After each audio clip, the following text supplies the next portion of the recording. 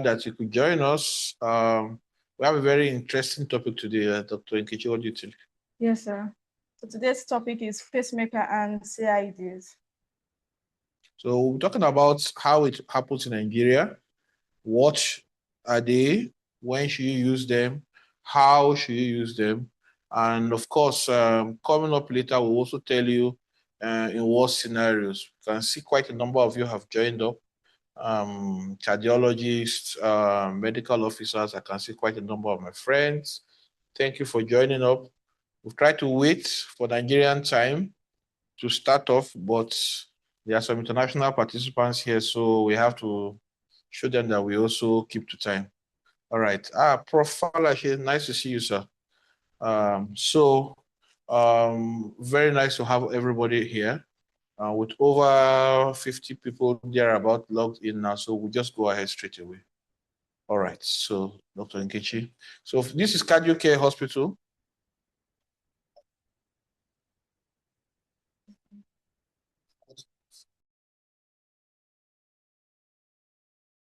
I'm getting notes.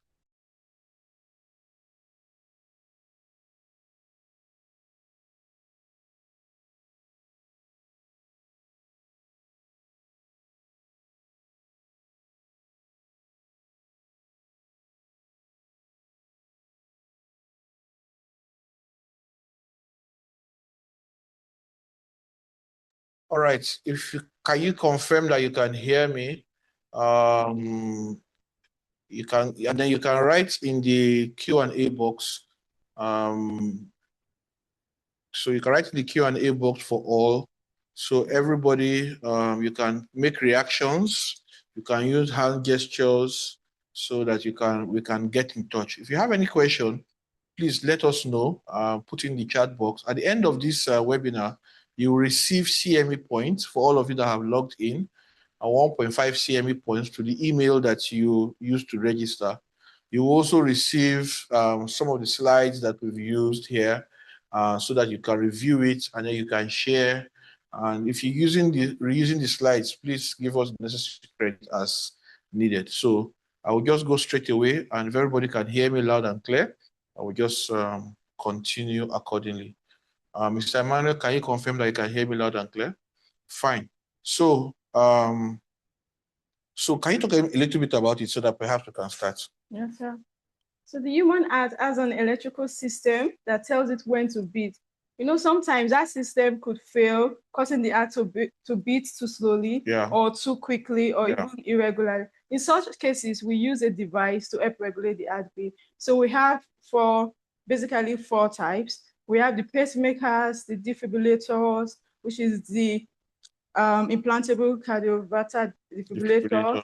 We also have the cardiac resynchronization therapy devices, which is related to CRTD and CRTP, and the loop recorders for diagnosis of the fainting spells. So Dr. NKECHI is a registrar more or less in our here. So NKECHI should be able to do some cases now. By now, not so. So definitely, she talked about more or less the four major implantable devices. Now, because of the different range of people that are here in the audience, we'll explain them so that you can have a full understanding of it. So pacemaker essentially helps the heart to beat when it's stopping or it's too slow. That's what pacemaker does. The cardioverter defibrillator helps to prevent sudden death, but it does multiple things. It can also work like a pacemaker. It can deliver a shock, either a high dose shock, which we call defibrillation, or a smaller dose shock, which is synchronized, which we call cardioversion. So when somebody, you have to put a defibrillator and give a person a shock during ACLS, this device helps to do that. The resynchronization therapy works like a pacemaker and an ICD combined, either way. So when we say CRTP, it's working like a pacemaker. When we say CRTD, it's working like an ICD. Now, in this case, it's normally used for patients with heart failure, and it's trying to help improve the cardiac function. And ILR, which is an implantable loop recorder, essentially is just monitoring the rhythms of the heart to diagnose unexplained fainting and things like that.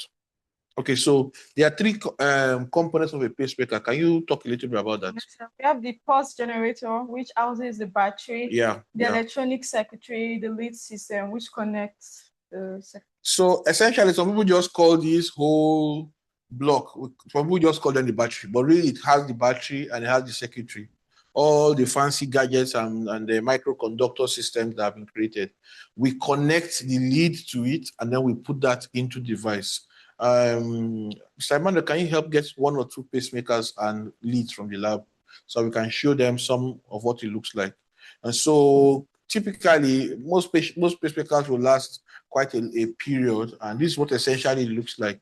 In Nigeria, we are implanting quite a number of pacemakers in the last 5 years, and this has come up with improved education, more cath labs, more medical healthcare workers able to decide and know when does a patient need a device. And this is one of the objectives of this webinar.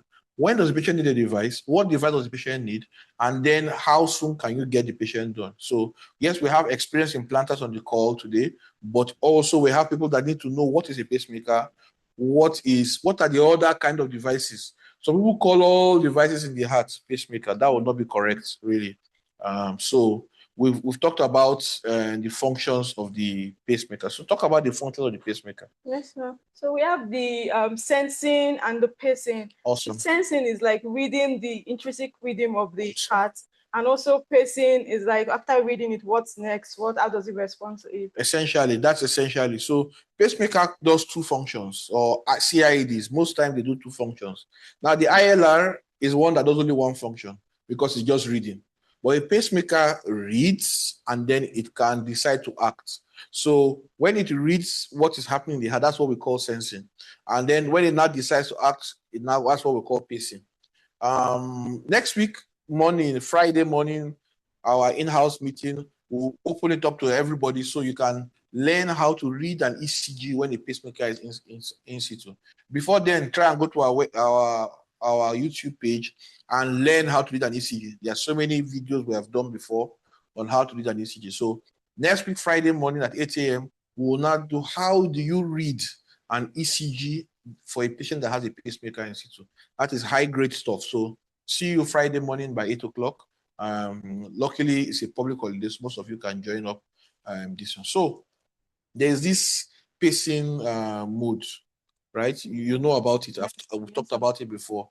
And pacing mode is just a universal code that we use. It's used by the NASP and British Pacemaker Society, something like that. Okay, so first letter, what does the first letter stand for? First letter stands for where the pacing occurs. Awesome. So the device can decide to can pace in different places. Yes. Now, where do we put the lead? So we put a lead in one place, it might be pacing in that lead, or we can set it to different this one. So how we set it is now what accounts for this. So if it is in the atrium, the first letter will say A. If it's in the ventricle, the first letter will say V. And if it's in both, and it's pacing both, D. Exactly. So second letter, what does the second letter do? Second letter is for sense. Correct. So if it's in the atrium, it's A. If it's in the ventricle, it's B. And if it's sensing both the atrium and ventricle, it's D. Correct. But if it's not sensing at all, then that's O. All right. What about the third letter? The third letter stands for how does it respond? After sensing, how does it respond to the sense event? Does it inhibit it or trigger? So if it inhibits it, you see the I. If it triggers it, then the T will be there. And if it does either inhibition or triggering, that is D. So you see that most pacemakers are set as, especially dual chamber pacemakers, are set as DDDR. Okay, meaning they are set to pace either atrium or ventricle. They are set to sense both atrium and ventricle, and they are set to respond. When they sense a beat, does it inhibit the pacemaker from giving an extra pacing, or does it trigger? How does it trigger this? So they're typically set. So, and then R is for rate remodulation, and V is. So most times 3 of them. So if you look at this, this is what we call the 4 phases of DDD pacing. Yeah. The first D is what? Where it's pacing, correct? The second B is this, and the third one is what? How it responds. So when we say DDD, is saying where it's paced, where it's sensed, and how it responds. Dr. NKECHI, we'll give you consultants after this lecture. Beautiful. So fantastic. So in the first instance that we can see here, if we look at this one, in the first instance, ASVS, that means that the pacemaker is not doing anything.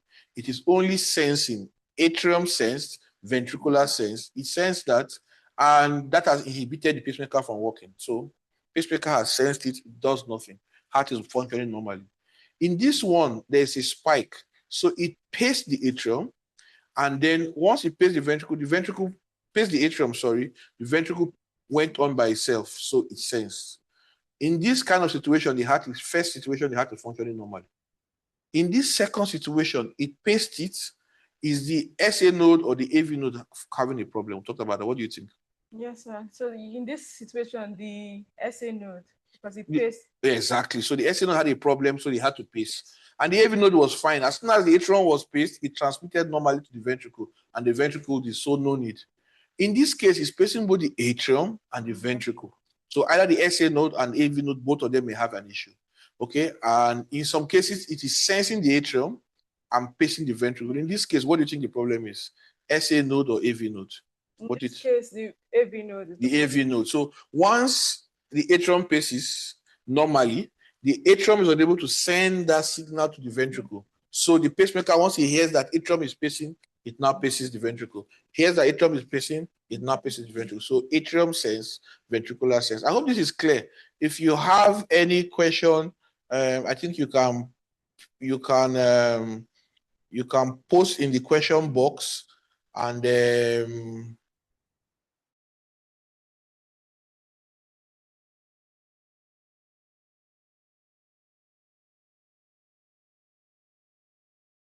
comments, so you can put in the chat. Very, very important. Now you also have a Q&A box, so you can put in your Q&As there, and then we can attend to that. All right.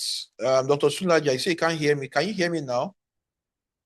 Please, sir, you are blocking the slide. Okay, fine. Let me see what I can do about that. Okay, I've seen what the problem is. Fine. I think that's clearer now. Thank you for giving us that feedback. I think the slide should be much clearer now, and then you can see me. I'm not blocking the slide anymore. All right. So if you have any questions, put in the Q&A box or in the comment box, okay, so that we can just follow up with you accordingly. All right.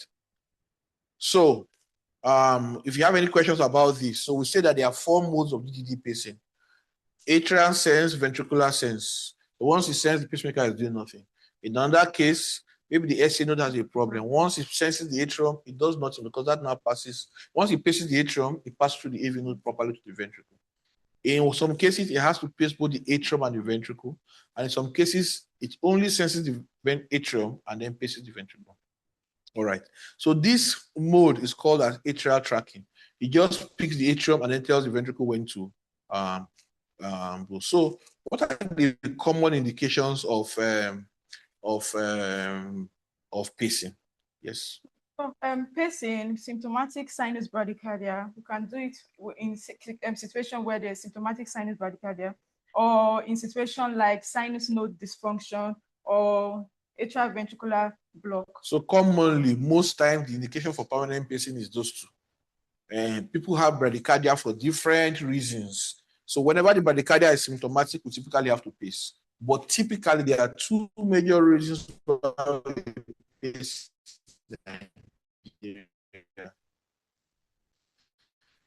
Sinus node is not working, or if sinus node is not working and the rest of the heart is working, which of the modes? So can we answer in our chat box? Not working, and the AV node is working. Which of the modes, of these modes, do you think the pacemaker will work as? Let me see how many people got what we were explaining before. Anybody? Because when we go next week morning, or Friday morning, next week, to explain the ECG, this will be very important. So I'm asking if the SA node is working well. Okay, if the SA node is working well and the SA node is working well, so let's look at the heart like this. We have the AV node and we have the SA node. If the SA node is working well, but the AV node is not working well, what do you think? How do we think the pacemaker will work? Yes, somebody should please put in the chat box. Let's see. Dr. Motola said peace, Vicens, perfect any other person, any other person, sinus node not working, but the AV node is working. So very well, I can send you money from here, but we cannot, but just know that you have a very big club from all of us in cardio. All right, great. So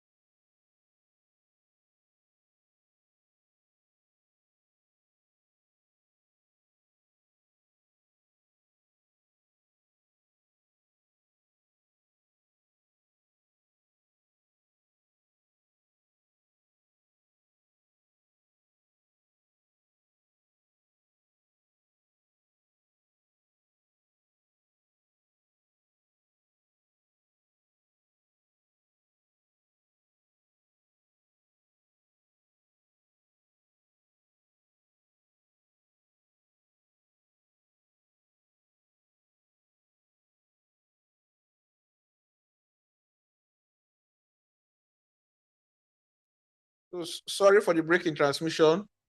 We are back. Sorry for the break in transmission. So one of the problems with our networks in Nigeria. So we'll go back to what we were talking about. Okay. So sincere apologies for that. All right. So we're talking about the reason for pacing. I will say that typically when the sinus node is not working or when the AV node is not working, those are the typical reasons. But typically anybody whose heart rate is quite slow, then they will have to need a pacemaker. Okay. And in Nigeria, almost all of them are coming for complete AV block. That is typically the most common one. Now I know Professor Alashe, who is on this call, has done some work, a lot of work on pacing in Nigeria, pacing in West Africa, indications for pacing, very, very useful work. So some of you that need extra information can go there and check it out. Dr. Edafeto has written a book on pacing in Nigeria, very important work. A lot of work was started by Professor Yahaya, also, Dr. Yahaya, also here in Abuja. So quite a lot of people have done a lot of work on pacing in Nigeria. So I just thought that it's important to mention that as we go ahead. All right, so persistent sinus bradycardia, the heart rate is too slow, especially when it's symptomatic. Then also when the heart is not rising. So typically, if you want to diagnose chronotropic incompetence, you typically have to use a stress. Exactly. So a lot of times, people come with very slow heart rates, and you're thinking, should they get a device or not? So first question we need to ask ourselves is it symptomatic? What do you mean by symptomatic? Yes, Dr. Nkechi. There's symptoms like dizziness. Yeah. Are there symptoms like syncope? Yeah. Lightheadedness, fainting? Correct.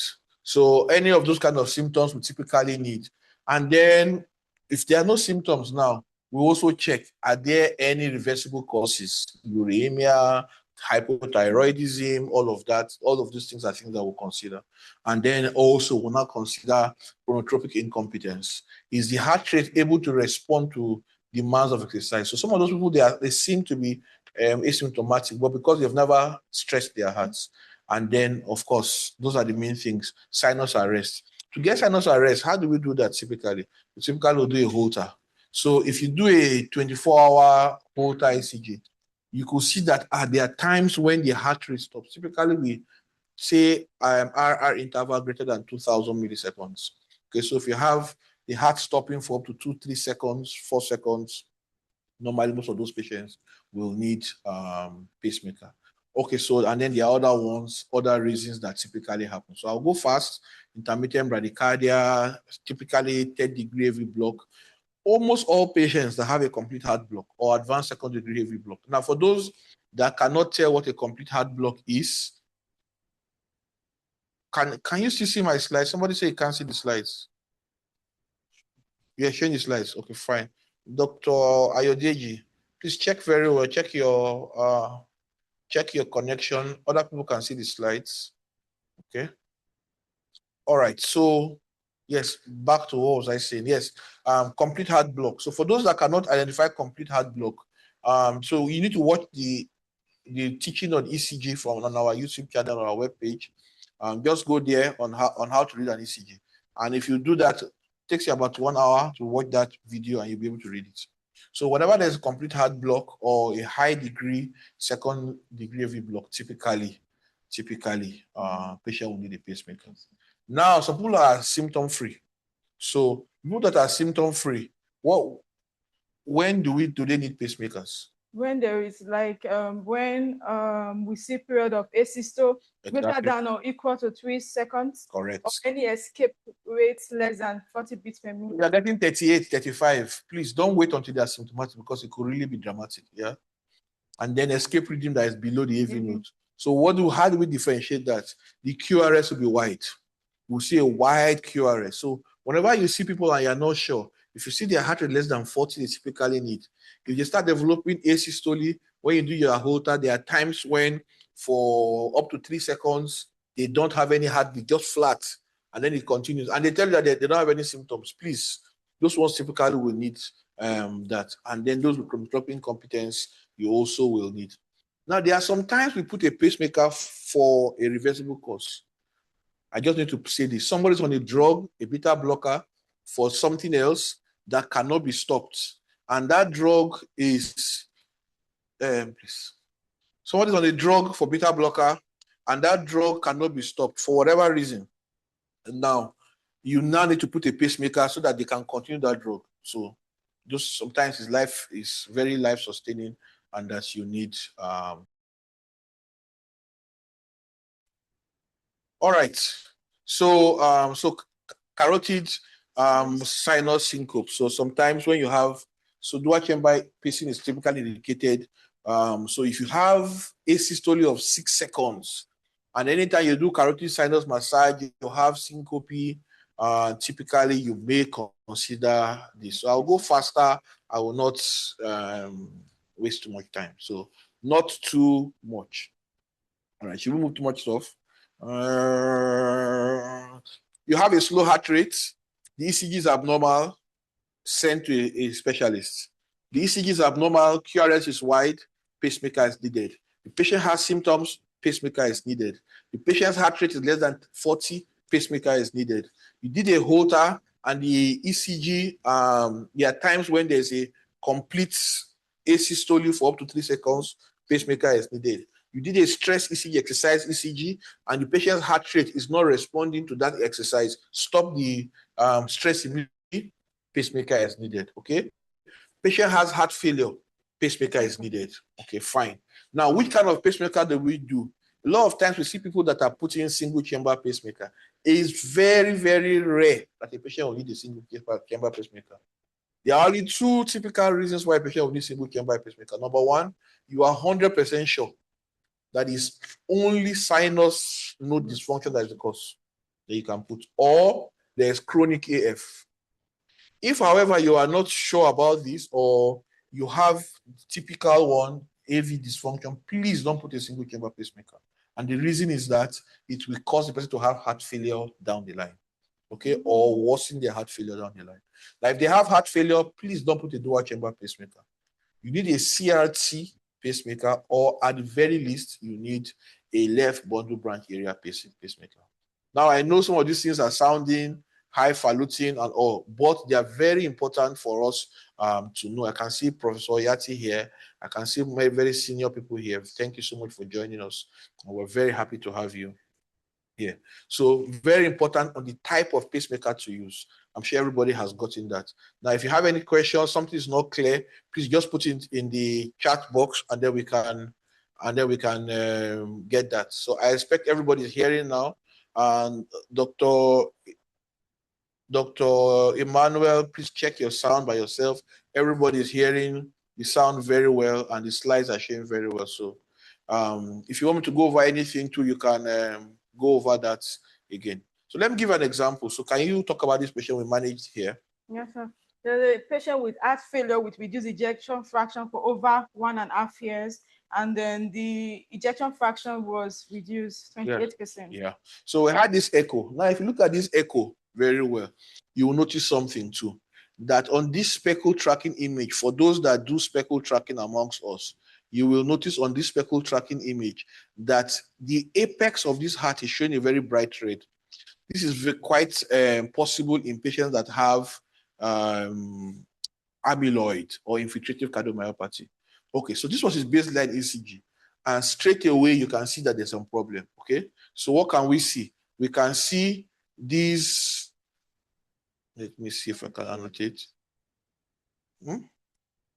So you can see these wide QRS patterns there. They are showing very wide. Now, these are ectopic beats. Whenever we have 3 or more ectopic beats, ventricular ectopics together, we call that a ventricular tachycardia. Of course, great. Now, if that ventricular tachycardia lasts less than 30 seconds and stops, we call that non-sustained. Awesome. And if it's more than 30 seconds, we call it sustained. So in this case, what are we seeing? Definitely non-sustained. So we're already seeing this non-sustained ventricular tachycardia in this 52-year-old with heart failure. This is already a sign for problem in this patient. So what did we do? Did coronary angio? Coronary angio was normal. However, on the ward, we can see this. So what is happening here? Yes? You want to try? Yes. Go ahead. Here it was ventricular tachycardia. Awesome. Later it became a ventricular fibrillation. Correct. We had a shock, had to deliver. So ventricular tachycardia sustained. By this time, this was called a pulsed ventricular tachycardia, which is an indication for you to start emergency management, advanced cardiac support. So if you check our YouTube page, you will see what to do about this. Okay. Now, at the point, it now changed to a ventricular fibrillation. So if you check our YouTube page, you see how to do it and how to use it here in Nigeria. And if for those of you that have joined us for our ACS every December, you already know what to do. So, but if you have joined us, you're not sure.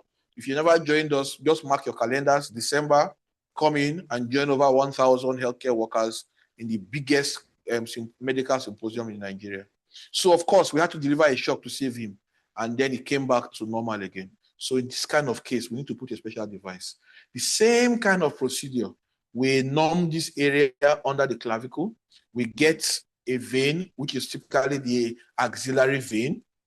And then we put our lead in through it. So the lead is just that wire we put in. I'm sure we can see the video. The lead is going in straight down. Okay.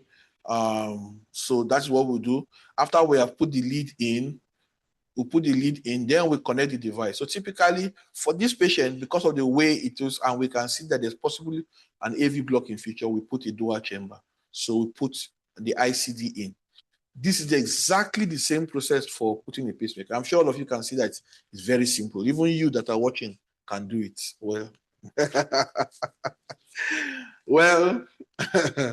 well, if you're not sure how to do it, you can send AS. Somebody said, does AF mean atrial fibrillation? Yes, AF means atrial fibrillation. YouTube page is called Cardio Care. Those are asking Cardio Care. At the end of this slide, at the end of this presentation, you can rewatch the presentation on our YouTube page. And of course, you will get your CME points for attending this. And then you also get some slides. So essentially, that is how we put it. So after putting the ICD, this is what it is. So we can now go to town with drugs. The ICD also works like a pacemaker when needed, can also shock, either cardioversion or defibrillation. It goes without saying that all patients with heart failure and reduced ejection fraction less than 35, less than 40, especially if it remains so after you have given them treatment, should have an ICD implanted or a choice. So what is the ICD? Yes, is the treatment for choice for what? Those that have suffered a cardiac arrest before, or those that are at risk of having it. Exactly. So we know that people with heart failure, reduced ejection fraction, more often than not, their cause of death is VT or VF. So they are at risk. Or those that have been successfully resuscitated. We've had quite a number of patients here in cardio care that were successfully resuscitated. I mean, you have done some of them, and now we don't want to have another one without protection. So what is the ICD? Essentially is what? Essentially, it has different types. You can see the primary pacing, anti-tachycardia pacing, the cardioversion, and the defibrillation. So what is anti-tachycardia pacing, ATP? Let me explain this briefly. Whenever the heart has an abnormal rhythm, instead of the device to deliver a shock, it does not always deliver a shock. Sometimes it just does what is called anti-tachycardia pacing. It takes the heart rate quite higher and above the current heart rate. So if the VT, ventricular tachycardia, is going at 180, it can take the heart rate as high as 200 or 220 and then gradually bring everything down and control it. So an ICD is just a pacemaker with extra features. The same way we put a pacemaker, it is how we put it. So it's, of course, it's much more expensive than a pacemaker. Now, for benefit of those in the audience who are senior registrars or cardiologists, you can see the number of trials that support the use of ICD anytime a patient has a low ejection fraction. And this is why it is imperative in Nigerian patients, whether they've had a prior cardiac arrest or not, those with ejection fraction less than 35, especially while on drugs, after 2 months on drugs, you typically should consider them for ICD. And it is on record that we are one of the, based on one of the papers Dr. Falashe published, we are one of have the lowest pacemaker insertion or ICD insertion per million. Okay, and this is because of that. So first of all, there's 2 major reasons. I will not go into all the big grammar, but secondary prevention means the person had a cardiac arrest, and now we are trying to prevent it for another one from happening. So they had a VT, like this patient now. This patient had to have an IC. This patient we just discussed, of course. Yes, so this is it primary or secondary? This is secondary. Secondary, obviously. So the patient has had a cardiac arrest, and now we're trying to prevent it. And now, interestingly, this particular patient came back after a year with multiple shocks from that ICD, meaning he will have died. Okay, so it took a full year before he had multiple shocks. If he did not have that ICD, he will have died. So you will resuscitate somebody successfully, and the reason for the resuscitation is heart failure or any other thing that you think may be recurrent, you need to put an ICD in. And of course, there's now what other prevention. So problem prevention, those that have non-ischemic dilated cardiomyopathy with ejection fraction of less than or equal to 35%. Correct. So typically, just look at it that any reason they have heart failure with EF less than 35%, especially when they have been on treatment for up to 2 months, those people typically need some kind of device to help them. So these are all class 1 indications for use of this, meaning that if you're not doing it, you are probably doing a suboptimal care for the patient. Now, does it cost?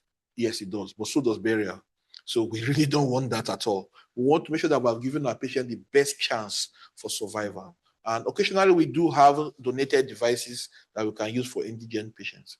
Now, these are heart failure patients, Abby. Yes, sir. In what cases do we now use CRT? What do you think? So we use CRT when the KRS complex is greater than 150 milliseconds. So in most cases, more than 150. Now, in some cases, that in between 130 to 149, we can put in some cases. Okay. Now, anybody that needs a pacemaker, and they have heart failure, we will not do CRT. And this is the nice guideline that we typically use. So your patient has heart failure, ejection fraction is low, and their QRS is wide. Please, they will not just get an IC, they need to get a CRT. It will work as an IC to prevent sudden death, but it will also try and reduce that desynchrony. Correct. I mean, very good. And that now helps to, so how is CRT? The same way, only that we put an extra lead. Can we see this extra lead in this coronary sinus? That will help to stimulate the left ventricle, and then we have pacing from 3 leads. 1, the right atrium. 2, right ventricle, just like we do in the pacemaker and the ICD, and 3 now in the coronary sinus. So by the time we have the 2 of them, it is like pushing a car from both sides instead of pushing from one side. The right ventricle is pushing from one side, and the one in the left ventricle is pushing from the other side. It's biventricular pacemaker. That's what it's doing. Okay. Now there are numerous studies that show that it improves patients' symptoms, it improves mortality. Now it's not 100%. Okay, it's not 100%. So about 70 to 80% of people with it will benefit from it, and a further number will not benefit from it. In that case, it just acts like an ICD. So very important to do that. Okay, so we've talked about all of this. So this is what all this hierarchy looks like. We have put in 1 lead for the atrium. We are putting the 2nd lead for the ventricle. And this black thing we are seeing here is the what we call the CS sheet, to put in a lead that will enter the left ventricular, the coronary sinus, and that will help to stimulate the left ventricle. So this essentially, this is perhaps one of our first CRT, in fact, our first, not of perhaps, our first CRT procedure, I can never forget it. This must have been about 6 years ago. Okay, so it was a big thing. It was a very big thing. Now we do it routinely. It's not any big thing. It's just Tuesday. Okay, but then it was a major thing. So put in the 1st lead, put in the 2nd lead. Now, if it's an ICD, just these 2 leads will all be there. Now you see the difference between an ICD and a pacemaker. Can you see this thick portion? That is a coil, and that is a shocking coil. So typically, pacemakers will not have this thick part of it because that is the coil that we use to shock. So we've talked about summarily for pacemakers, the heart is too slow. Okay, and we've talked about fainting spells, client pauses, ICDs. We want to protect against sudden cardiac arrest, and then CRTs, uncoordinated beats, wide QRS. Want to improve them. Okay, fine. Now, gang, for those that want to learn how to implant an ICD, I will run through the procedure very fast so that we can run. Because I know some people are not interested, but some people are interested to see how it is done. Now it's done easily, it's done routinely. It is a common thing. We must have over 300 or 400 patients now with different forms of devices here that are being followed up. They have a group, okay, where they even have a support for themselves. So what's the first step? Step 1. Patient evaluation. Awesome. So does the patient need the device? And which device is needed? Typically ECG, echo, stress, Holter, blood test. Remember we said we see the rhythm, we see the EF, we see what is happening. If your ejection fraction is low and the patient has a complete heart block, please don't put a dual chamber pacemaker. It will worsen the matter. You typically need to put a CRT. Okay, and then we talked about the reason why we use stress and Holter. So step 2 is what do we do in step 2? Pre-procedural planning. So we now have to plan. How are we going to undertake this procedure? A lot of things happen. So tell us about the pre-procedure plan, which you typically do for us. Detailed clinical evaluation and review of investigation. We discuss with the patient and family. We take consent. Sometimes it could include high-risk consent. We check the skin for infection because this could cause risks of the pockets infection. Awesome. We can also stop blood thinners and then stop antiplatelets. Then we meet as a team and discuss. Very, very important to talk about stopping blood thinners. First of all, most patients will have to stop antiplatelets, but blood thinners, occasionally, and the surgeons are here, some of the surgeons are logged in. If the patient has a valve, they have put in a mechanical valve. By the way, I want to announce to everybody, we've started routine cardiac surgery here in cardio care. So if you have a patient that needs cardiac surgery, they don't need to travel abroad, they don't need any long team, they just come in, it's a Tuesday. It's a Wednesday. Any day, they can get it the very next day, or at least within a week. No need for people flying from abroad or whatever, just in-house, fully in-house. So if they've had a blood thinner and they're on blood thinner for something that you cannot stop, we do not stop. We go ahead with the blood thinner. We're just more careful. Okay. But if there's a reason why we can stop it, we stop it. And the antiplatelets. The best time to stop antiplatelet is 7 days before. Clopidogrel 7 days, aspirin 3 days. Okay. Then periop antibiotics. Very, very important because it helps with this. So in the cath lab, so let me talk about cath lab since you're not there. So that's our cath lab. Surgical tray, basic things. This is a diatemy pencil. We don't always use a diatemy pencil. We use it sometimes, just the way I was trained. Okay, then we drip the patient after cleaning very sterilely. And the whole idea, you can see we've covered the whole patient. The whole idea is to make sure that no infection, no room for infection. Okay, then local anesthesia. What do we use in Nigeria? In Nigeria, this is what I talk about pacemaker and CID in Nigeria. We typically use our normal lidocaine. Sometimes we combine the two of them to give you a good long effect, but typically use lidocaine, you know, or sometimes we add that. Okay, now this is from 2016 clinical cardiac pacing in the journal, the different things, but this is what we typically use. Yeah. Now,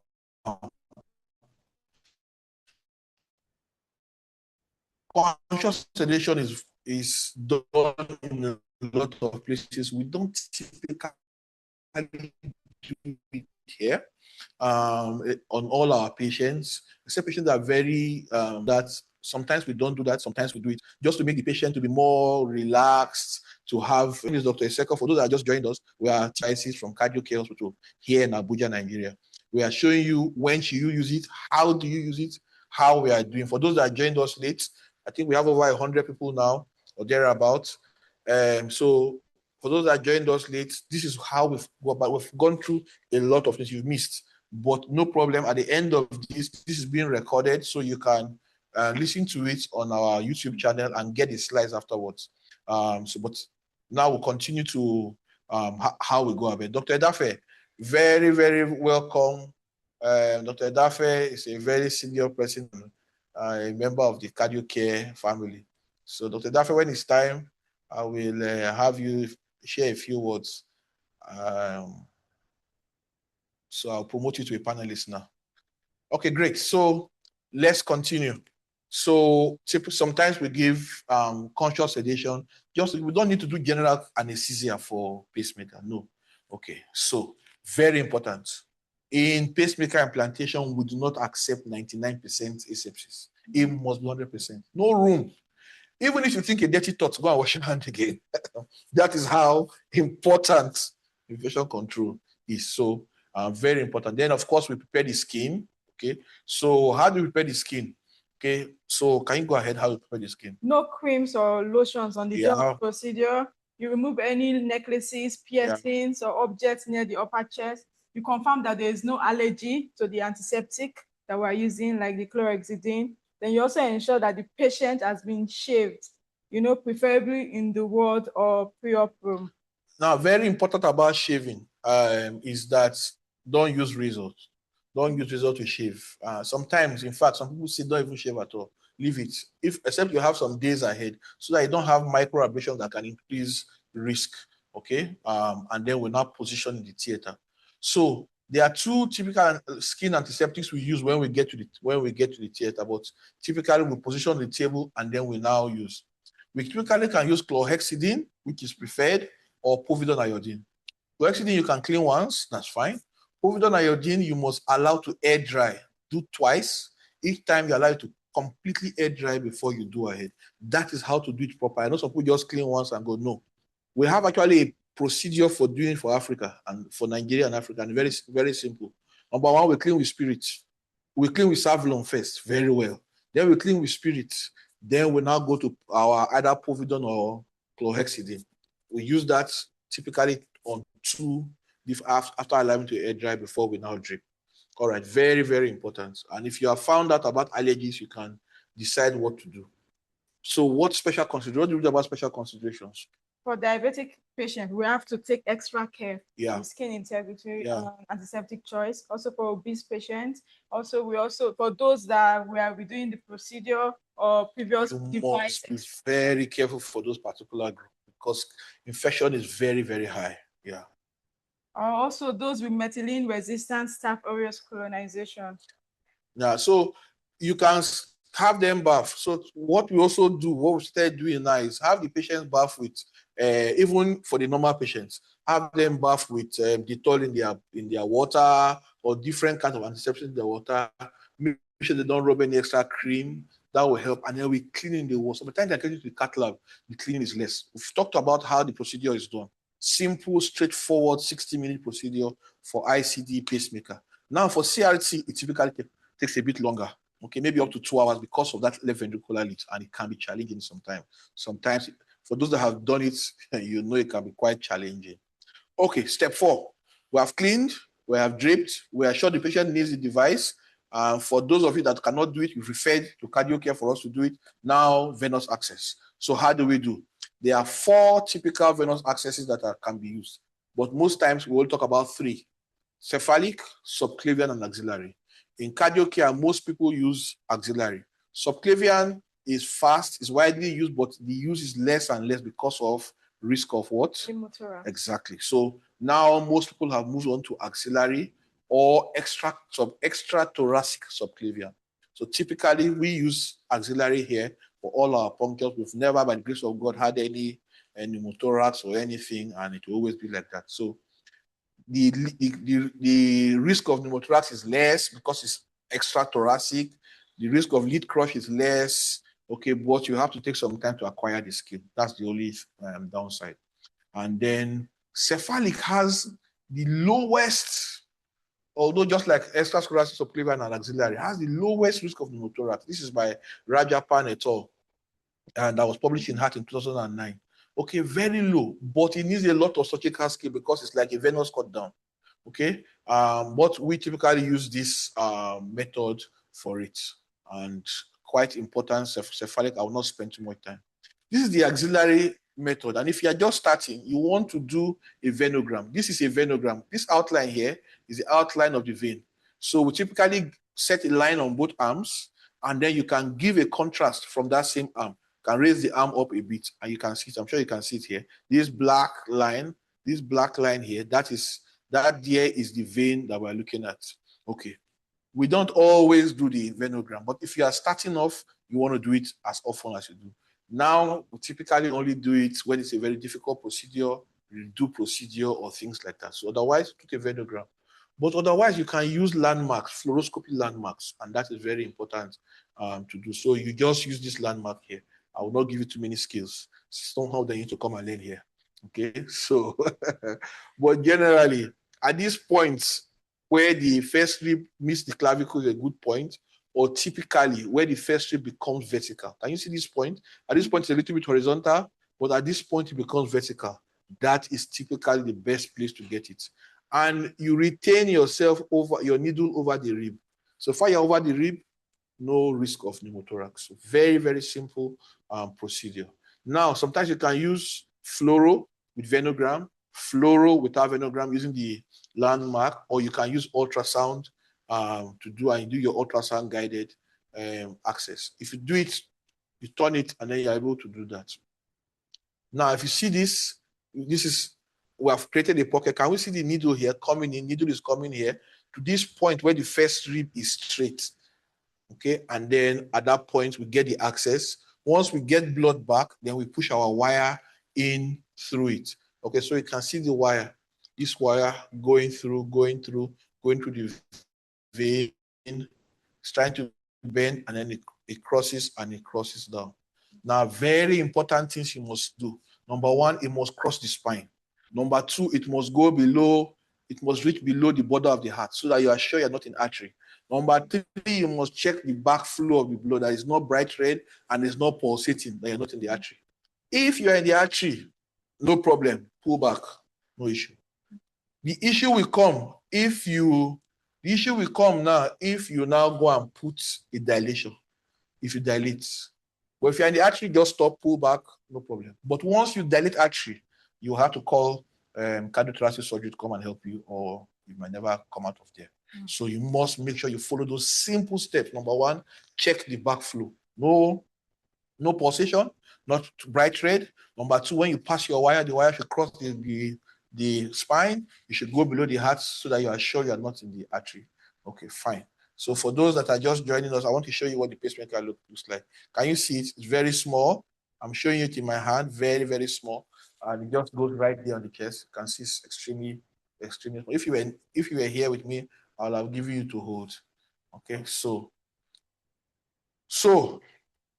what do we do? For grossly obese, most patients, when do we do venogram? Whenever they are pre-existing leads, it's mandatory. Grossly obese people is mandatory. Risk of pneumothorax or bleeding is high. You don't want to prick more than once. Where there's suspicion of any anatomic issue is mandatory. And a lot of times, if you are doing complex devices, it's typically quite important to do it, okay, to do all of that. So now, after you've done that, to create pocket. Now, some people can create a pocket for the device. So this device now, we need to create a pocket for it that way to go inside, just under the skin there. So some people do the device. Let me just leave it here so that everybody can see that pacemaker is not a big thing. Pacemaker is not a big thing. Oh my God. I want, people are always afraid, hey, they want to do pacemaker for me. No, it's not. I will see that it's not a big thing. Yes, all of us can see that it's a very simple procedure and that we can easily do it. So you have patients, don't let them be suffering, having fainting spells over and over again. It's small. Let me just wear it on my chest so that everybody can see how small it is. It goes under the skin. So we now create the pocket. We just create the pocket into the fascia, and then that's how we create the pocket. There are two major ways of creating the pocket incision. The first way is parallel to the clavicle, and the second way is perpendicular like this. Depending on who, one of my teachers from Scotland, Professor Grob, typically does this way. I typically do this way, Dr. Edafe similarly. And just make sure you get a very clean pocket, and then different people have different reasons for doing that. But these are typically the two generally accepted ways for creating the pocket, and then we create a hole under to put our device. So you can see that there. Okay, so we typically will dissect until we reach the end. Okay, so after pocket creation, we typically will flush, check for bleeding, and then we prepare for device insertion. Okay, now we have created, the wire is inside, we are creating the pocket. Now make sure that your wire is not against the wall. So typically you need to make sure that your wire is at the floor of the pocket. And then after that, you will now put your sheet. Can we see this sheet? This is a white sheet. We put it over that wire that we have put. We have created the pocket. The sheet goes in all the way over the wire, and then we move the wire. Then we take the lead. Now let me show you the lead. I have a lead here. Let me show you. I have a lead here. So I'm sure we can see. Can we see the lead? It's coming off and off. So can we see the lead? So this is simple, the lead. So we pass the lead just like we showed in that video. So I'll show you I'll go back. I'll go back there. So yeah, so we pass the lead here through this. So we have put, so the first thing we said was the wire is there. We created the pocket after we have gotten to this thing. Then we put it, we remove that, then we pass this lead, this very tiny lead. Now the lead goes in. After we have anchored the lead, we tear the sheet and leave the lead in situ there. All right, so after that, what do we do next? We have to test. Okay. It's very important. Don't skip these tests. Sometimes some people do pacemakers and don't fully test, either because they don't have all the gadgets available. But you can never be sure you are in a good position without testing. So this is why testing is critical. It's critical. So we test. I will not go into a lot of these details, but just to know that there are two types of leads. What are the two types of leads? The passive lead and the active fixed. Correct. So the active lead is the one we typically use. Passive leads have gone out of vogue now, but passive lead, we just put it on the inside the heart and it hooks. Exactly. While the active one has a screw, we screw it in. Okay. The good thing about passive lead is that you will never have pericardial effusion, but with this one you can have it if you don't do it well. Okay. So we do that and then we connect it. So after we have checked all of that, we position our lead properly. I will not waste your energy with this. When you come physically, I will show you how to do it. Then we now test it and then switch on the leads. What are we testing for? These are the key parameters. For those of you that are senior registrars, you need to snap this slide. For those of you that are fellows trying to learn how to do these procedures, you need to snap this slide. Give me credit too. Okay, very important. All right, so you check the sensing, you check the capture threshold, you check the impedance. Very, very important. Now, before you also close, you check whether the is simulating the phrenic nerve. Okay, if it's stimulating the phrenic nerve, we've seen one patient, pacemaker was put somewhere, and then I had to redo it for the person because every time the heart beats, it causes a twitch, not just a twitch, a hiccup. So it was as I saw her, she was just doing like she could not sleep, she could not eat, she could not do anything for days. Okay, so I don't. So many things could have happened, but at that point in time, you must test it before you close up. Very important, and then you confirm that the lead is very stable. If you don't confirm all of these things, you may have to go back within a day, and you don't want to go back. Why don't you want to go back? Very important. The chances of infection almost goes up 10 times if you have to go back into the pockets. Okay, so we typically use a device like this. We check for the signals, make sure the lead is done, and then we deliver our patient. I will not go too much into this. Then we suture our leads in situ. If you don't suture, in that particular case, I think one of the sutures slipped off, and so the lead now came out. Maybe she just raised her hand, the lead dislodged, and the lead came up into the superior vena cava. So every time it was beating, it was causing her a problem. So we had to open up again. Now the risk of infection goes up. So make sure you create enough slack. There are papers that say that slack is not important, but it's quite important. All right, so we finish all of that. We test for this dislodgement, and then we do our final fluoroscopic image. Before you close, put your image. Very, very important. Check that it was done properly. Check that your leads are in the correct position. Check they are facing the correct direction, and then antibiotic. It's quite good to irrigate the pockets and to give the patient antibiotic thereafter. Some people say that there's no need for antibiotic post-procedure. Depends on your position. Like we said, this is pacemaker and CID in Nigeria. In Nigeria, we give antibiotics after the procedure for at least 3 to 5 days. Okay, very important, because the patient and their whole village contributed for it. If there's infection in that place, either from their own care, either because of the patient or because of you, or for whatever reason, the whole device has to come up. So in Nigeria, we don't do that. So we now close, very nice suture. Suturing, typically close in 3 layers. Now it's good to do a chest X-ray after, but you can also in the cath lab do different views to be sure that you're in the right position. Okay, and we've talked about this patient that we did the procedure for. All right, so this is a patient. Let me talk about this patient. There's a patient that we did that came in with electrical storm. Can we see that? This is an ICD in situ and is working. So this is a normal ECG that is happening. I hope you can see normal ECG. Now we can see VT, and then the pacemaker delivers a shock. The ICD delivers a shock, and it goes back to normal. So that is how ICD works essentially. And this is one of the devices. This is a left bundle branch area pacing. So a special type, and thankfully CardioCare was one to pioneer it in West Africa. We are very, very grateful to God for that. Okay, and there are special things about that, so I will not talk too much about that. All right, so I think I may have to take some questions now. So once again, we're coming from CardioCare. I don't want to bore you with too much specifics, but please, next week Friday by 8 a.m., I think it's Good Friday, 8 a.m. For those that will not be in church like us, we'll be here. 8 a.m. Friday, log in. We're going to give you a free teaching on how to read an ECG when the pacemaker is in situ. You don't want to miss it. It's a once, we don't always share our Friday morning meetings, but for you, especially, we'll share it. So look out on our group on how to share. Okay, good. So I will take questions that may have been in the chat box. But then, Nkechi, do you have any questions? Or do you think there are any questions we have not answered that people may have? Let's see the Q&A box. Okay. Can you ask questions on their behalf? Dr. Edafe, you can actually unmute your mic and talk. how long does the ICD remain in the heart? So the ICD typically remain. I'm transiting on the road. Oh, okay, great. Yes, I'm hearing. So I'm Yes. transiting. I'm enjoying the discussion. Thank you. Thank you so much. So somebody has a question. Patient says, how long does the ICD remain in the heart? So just like the pacemaker, remember the ICD is there. We typically leave it and we change the battery when the battery that runs out.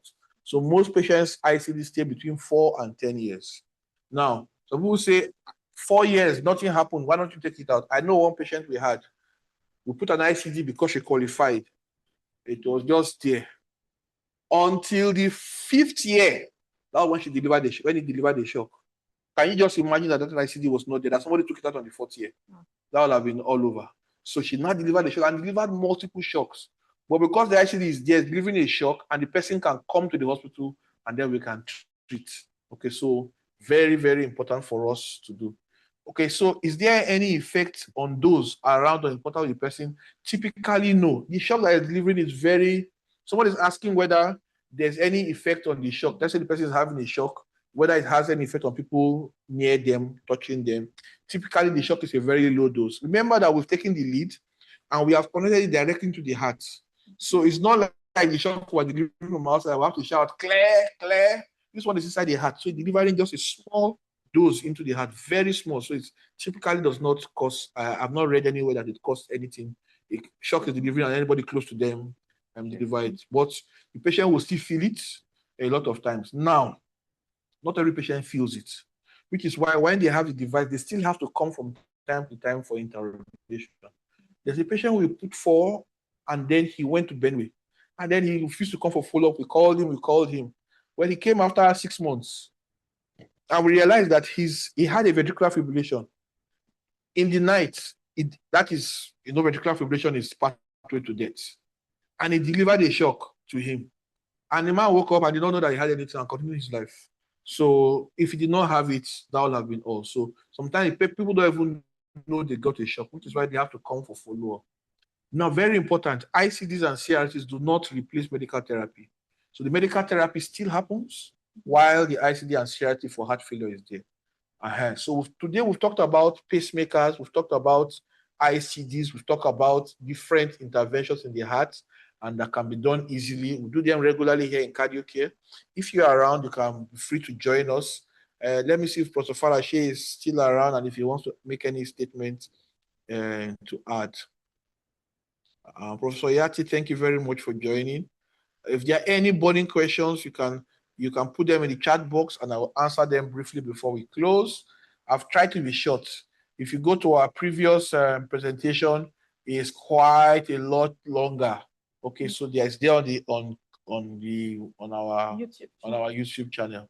Now, for those that want to make sure that yes, you'll get the slides. Dr. Okechukwu is asking for the slides. You'll get the slides. For those that join us for the first time, you can join us we do this every month. Different topics, different things. You can join up and then you can be a part of this totally free, and then you get your CME points after the lectures. Very important to say that we have the 5th Abuja Pediatric Symposium seminar coming up. It's a fantastic thing, and the focus is on perinatal care and on neonatal resuscitation. So if you are in general practice or in pediatrics, you won't want to miss that. It's hands-on, it's very impactful. It's coming up 15th of May, last Friday of May, middle of May, 15th of May. So one day, 5 CME points here in Abuja. Please do everything you can to join us. So what are the do's and don'ts of patient with ICD in place? Just like a pacemaker. At the end of that thing they do. During the first 3 weeks, they will just have to keep their hands in their sling, take care of the picture of the pocket. Once it heals, they go about their normal life like any other patients will. Dr. Bello, thank you very much for your great, for acknowledging us. So if there are no other questions, it's either this thing was too high or everybody understood everything. What do you think, Dr. Nkechi? Are there any questions people will have? So, are there any questions people will have that we have not answered? I think it was really explanatory. Good, good. Good. So finally, let me just talk for those that see here about loop recorder. So we had this patient, 52-year-old, unexplained recurrent syncope. When we do the ECG, we will not see much, just a maybe type 1 ECG. So it was referred, and then we put a loop recorder. You can see the loop recorder can be put even in clinic. It's not a big thing. It's just a small device. You put it under the skin. It's about the size of half a flash drive. Small. So as you put it in, close with Vicryl, the person goes home. It's not a long procedure. Okay, patient will discharge home same day.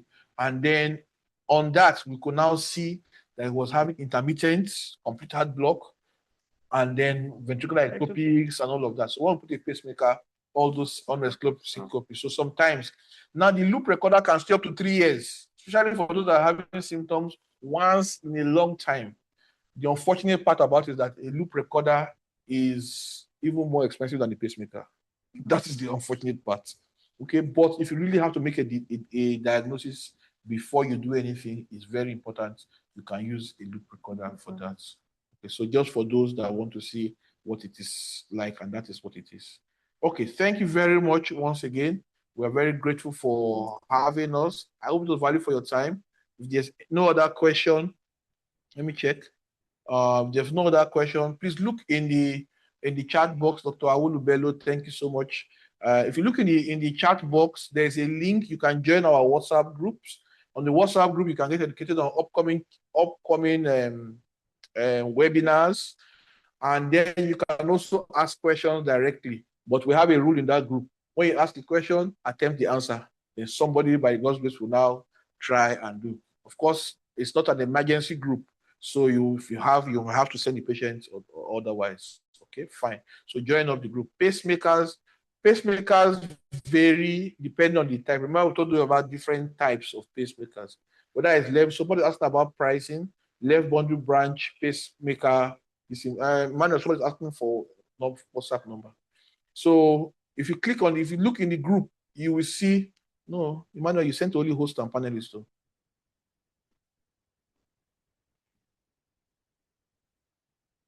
If you look on the group, you will see a link. You will see a link that you can use to join the WhatsApp group, and then you can ask questions. You can do so. The pacemaker depends: single chamber, double chamber, CRTP, and all of that, and the attendant condition. So, but whatsoever, if a patient needs a pacemaker, please send them. Whether they can afford it or not, a lot of times we do have some provision for indigent patients. By the grace of God, we're able to do about 10% of our procedures for charity, either directly from CardioCare or in support from different foundations like Dennis and Rhys James Foundation, Cardiovascular Education Foundation, and so many other charities and philanthropists. So we are very, very grateful. And Dr. Shilaja, can you see the link now?